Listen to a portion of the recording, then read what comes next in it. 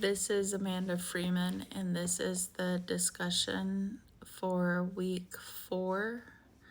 And I am talking about the between the Civil War and the 1900, the U.S. went through a lot of changes that still affect us today.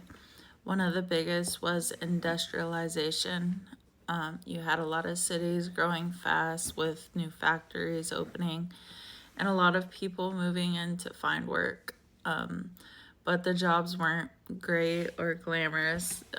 The work hours were long and the pay was really low, and the conditions were dangerous. That's when workers started to push back.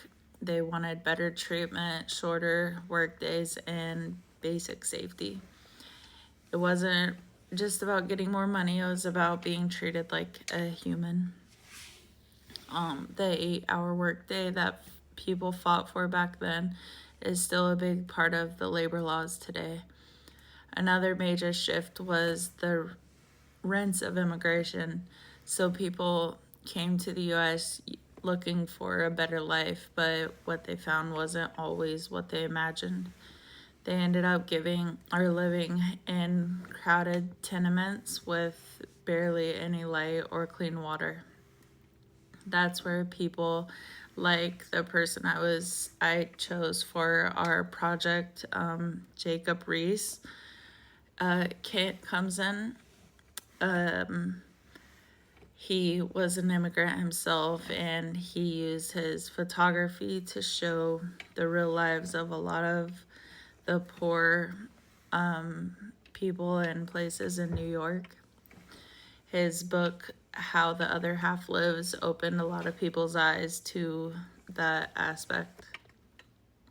He used lantern slides and gave talks about forced people to see that what they were used to ignoring was real.